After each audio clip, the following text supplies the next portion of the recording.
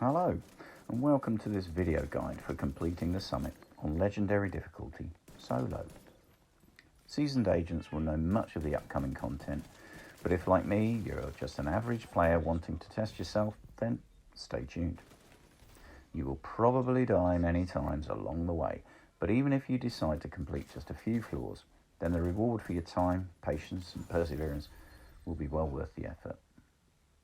The description below contains links to a detailed breakdown of the deflector shield build used to get past floor 99 and for the build and strategy for defeating floor 100 and the hunters.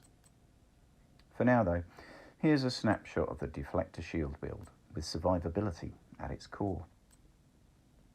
The description also includes timestamps for the video chapters in case you want to jump to a particular section. Okay then, this may take a while. I hope you've cleared your schedule.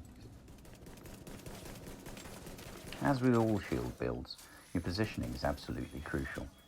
Use cover, move sideways, backwards, or run away to avoid being flanked or overwhelmed. Whatever it takes to stay alive. When first entering a new area, check your exits, as you may find you have to retreat to a previously cleared section. Try to keep enemies within a 90-degree arc in front of your shield, or at least ensure you stay near head-high cover to avoid being shot from the side or the back when you're manoeuvring. Many areas can be played for the large part from near the entrance doorway, so try not to get drawn too deep into an area at the start of an encounter in case you get an unexpected spawn, for instance. You can always advance later when safe to do so. You'll be more exposed to damage if you decide to whip out your shotgun or your rifle. Picking off distant enemies from the entrance or terminating the last enemy, for instance, is a good time to use them and to give yourself a break from having to use your pistol. Oh, and don't forget, use your specialist weapon when you have ammo available. Red enemies are not really a problem and can be taken out easily with their own deflected gunfire or used to deflect their bullets onto higher ranking targets. They do pose a problem though if they manage to flank you. Purple NPCs can be treated much like reds, but try to prioritise Minitank controllers, medics and double bars if possible. Elite enemies will by and large hit you with headshots, thus bypassing your shield altogether. Snipers and SMG toting elites will eat your armour, so treat them with caution.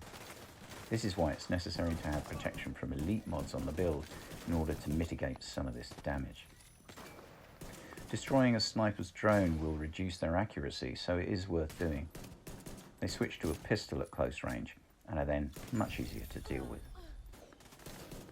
Elite rushers use shotguns and therefore pose less of a problem than you might think, as they tend to come at you one at a time and most of their spread gunfire can be deflected back at them. Pairs and groups of elites, on the other hand, are very dangerous and usually require a hasty retreat in order to thin them out so they can be tackled one at a time.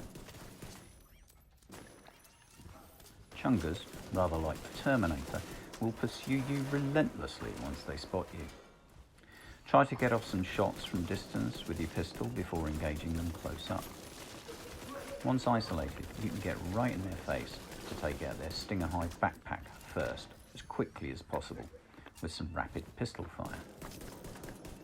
Once that's been achieved, target their minigun ammo belt weak point.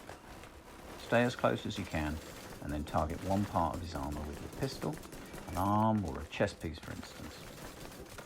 An occasional shield melee will usually prompt the Chunga to reply in kind, giving you valuable seconds to regain some armour.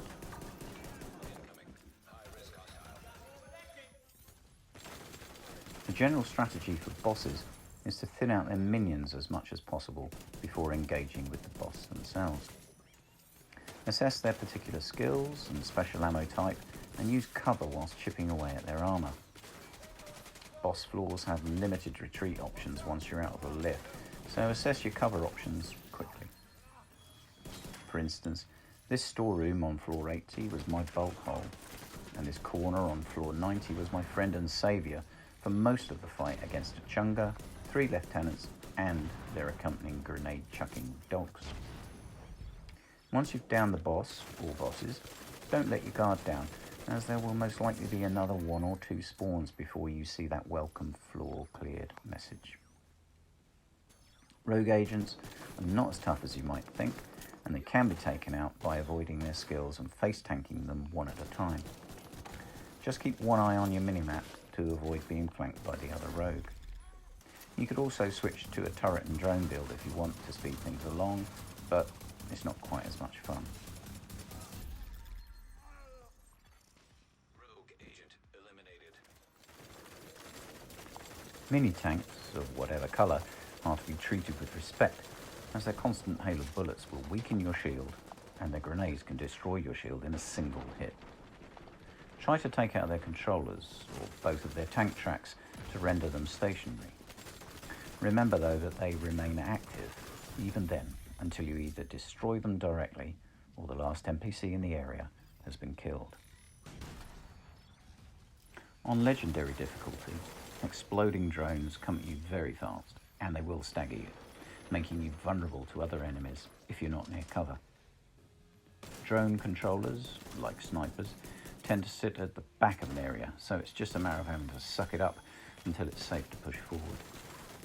Assault drones, on the other hand, don't do much damage and can quite easily be taken out. 50 cal sniper dogs are usually purple and not much of a problem in themselves. Once isolated, you can choose to patiently deflect their shots back at them, or hasten their demise by targeting the red ammo loading weak point on the left side of their gun. Be sure to retreat to a safe distance though before delivering the kill shot to avoid their final EMP effect. Machine gun dogs are also usually purple, and their rapid fire can thus be deflected back at them or onto other targets.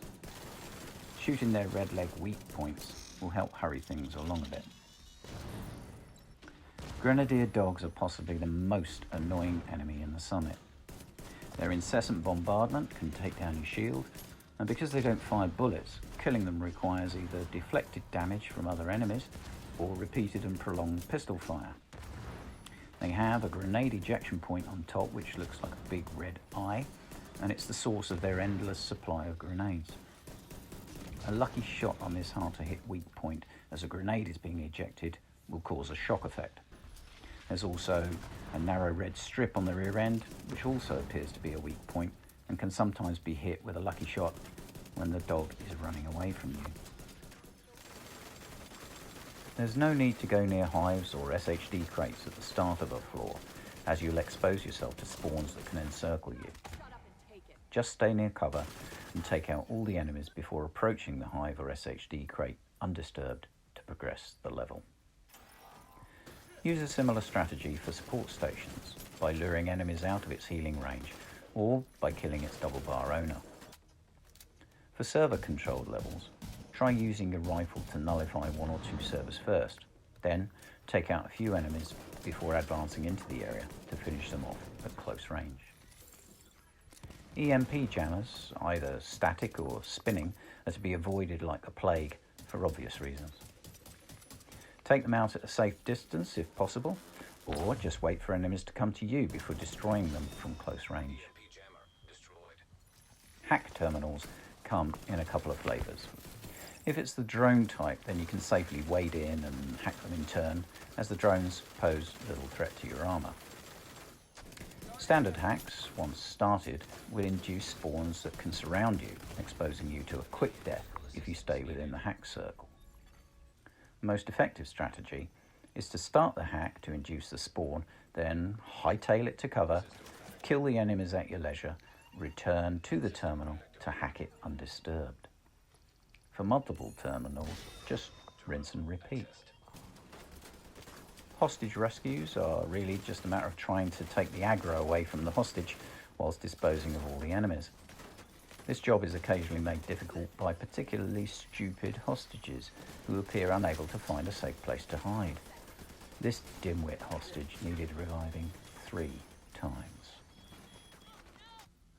Okay, I hope that's covered most things, but please feel free to drop me a comment if I've missed anything and I'll try to respond.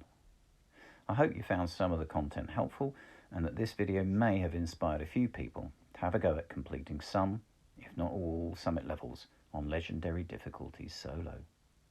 Thanks very much for watching.